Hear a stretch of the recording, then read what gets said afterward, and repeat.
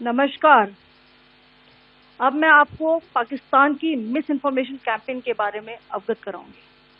पहला, पाकिस्तान ने यह क्लेम किया कि उसने अपने JF-17 से हमारे S-400 व ब्रह्मोस मिसाइल बेस को नुकसान पहुंचाया, जो कि बिल्कुल गलत है। दूसरा, उसका यह भी मिस इन्फॉर्मेशन कैंपेन था कि हमारी एयरफील्ड, जो कि सिरसा, जम्मू, पठानकोट, बठिंडा, नलिया और भुज में है, ये उसका मिस इन्फॉर्मेशन भी बहुत गलत है।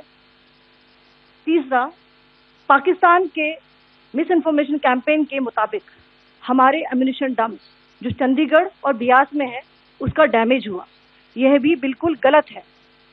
हमने आपको मॉर्निंग ब्रीफिंग में बताया था विद फैक्ट्स एंड फिगर के साथ कि ये सारी चीजें बिल्कुल सही सलामत हैं। अब मैं आपको बताना चाहती हूँ कि पाकिस्तान के एक प्रेस कॉन्फ्रेंस में ये बात की गई थी कि उनके सीनियर मिलिट्री ऑफिसर्स, जो कि पूरी तरह से ये भ्रामक है और तथ्यों से दूर है, कि पाकिस्तान की ओर से ये झूठा आरोप भी लगाया जा रहा है कि भारतीय सेना ने मस्जिदों को नुकसान पहुंचाया। मैं इससे बिल्कुल स्पष्ट करना चाहती हूं कि India is a secular nation और हमारी सेना भारत के कॉन्स्टिट्यूशनल वैल्यूज की एक बहुत प्यारी झलक है। इंडियन आर्म फोर्सेस ने पाकिस्तान को बहुत भारी नुकसान पहुंचाया, उनके मिलिट्री इंफ्रास्ट्रक्चर्स को, चाहे वो लैंड एसेट्स हो या फिर उनके एयर एसेट्स।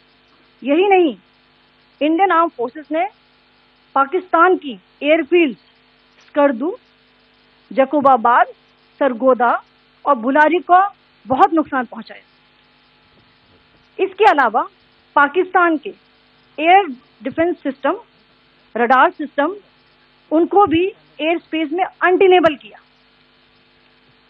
यह भी बताना चाहती हूँ कि लाइन ऑफ कंट्रोल के पास पाकिस्तान के command and control, logistic installation और उनके मिलिट्री इंफ्रास्ट्रक्चर, मिलिट्री पर्सनल का इतना भारी नुकसान हुआ कि पाकिस्तान की ऑफेंसिव व डिफेंसिव कैपेबिलिटी को नष्ट कर दिया गया।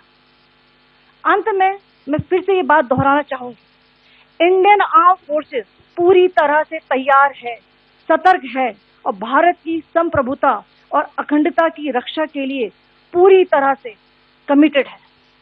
धन्यवाद। जय हिंद।